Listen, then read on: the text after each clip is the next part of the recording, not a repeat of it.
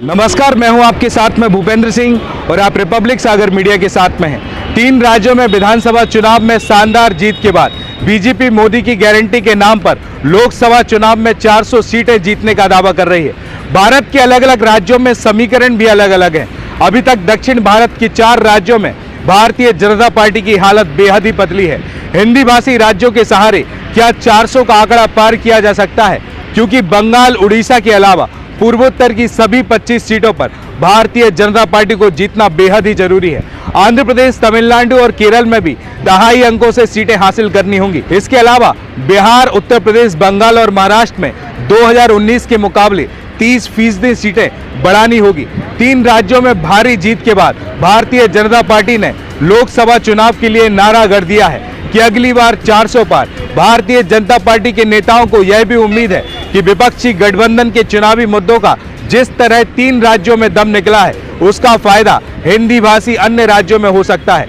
लोकसभा चुनाव में करीब 5 महीने बाकी हैं और जिन राज्यों में भारतीय जनता पार्टी ने परचम लहराया है, उनमें 65 लोकसभा सीटें हैं, जिनमें से भारतीय जनता पार्टी के पास 61 सीटें हैं, यानी कि 61 सीटों पर कब्जा है। हिंदी भाषी प्रदेश बिहार, उत्तर प्रदेश, राजस्थान, छत्तीसगढ़, मध्य प्रदेश, दिल्ली, झारखंड, हरियाणा, हिमाचल प्रदेश और उत्तराखंड में 193 लोकसभा सीट हैं। इनमें से 173 सीटों पर भारतीय जनता पार्टी का कब्जा है। भारतीय जनता पार्टी के लिए चुनौती यह भी है कि इन राज्यों में अपनी सीट न सिर्फ बरकरार रखें, बल्कि अपनी संख्या में भी इजाफा करें। 11 राज्यों में सीटों की बढ़ने की गुंजाइश बेहद ही कम है। विधानसभा चुनावों के इफेक्ट का आकलन करें तो उत्तर प्रदेश और बिहार में ही भारतीय जनता पार्टी अधिकतम सीटें जीत सकती है, मगर पूर्ण बहुमत के लिए पार्टी को बंगाल, असम, महाराष्ट्र और गुजरात में भी 2019 का प्रदर्शन दोहराना होगा।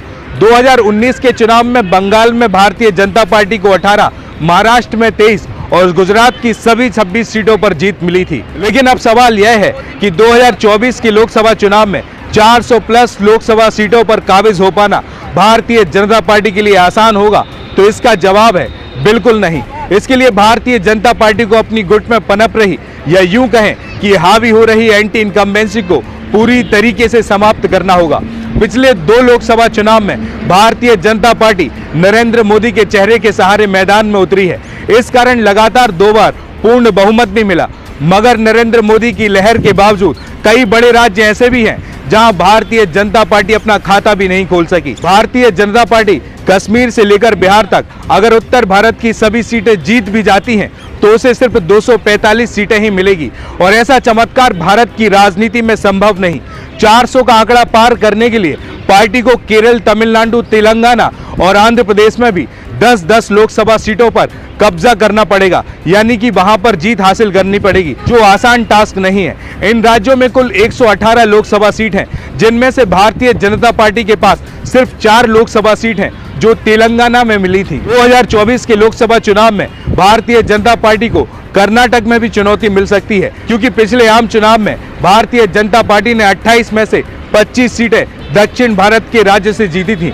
इस बार पार्टी के लिए जीडीएस यानी कि जनता दल सेक्युलर के साथ चुनावी समझौता किया है। समझौते के कारण भारतीय जनता पार्टी को 4 सीटें जीडीएस को देनी होंगी, यानी कि उम्दा प्रदर्शन के लिए अपने खाते की सभी 24 सीटों पर जीत हासिल करनी होगी। कर्नाटक की सत्ता बदलने के बाद राज्य की राजनीति में कांग्रेस की दखल बढ़ी है। इसके अलावा बिहार में भी महागठबंधन में शामिल आरजेडी और जेडीयू यानी कि जनता दल यूनाइटेड भी दम रखती है। वहां भारतीय जनता पार्टी के लिए खुद की सीटों को बढ़ाना भी चुनौती है, क्योंकि 2014 के चुनाव में भारतीय जनता पार्टी अपने दम पर सर्वाधिक यानी कि 22 सीटें ही जीत सकी थी। और ध्यान देने वाली बात यह भी है कि भारतीय जनता पार्टी के पास पूर्वी भारत में सीटें बहुत कम हैं, इसलिए भारतीय जनता पार्टी के लिए सबसे बड़ी चुनौती या यूं कहें कि चैलेंज पूर्वी भारत में सबसे ज्यादा है। बीजेपी के पास उड़ीसा में केवल 8 लोकसभा सांसद हैं, जबकि बीजेडी यानी कि बिजू दल नेता के पास 20 सीटें हैं और इस पूर्वी राज्य में भी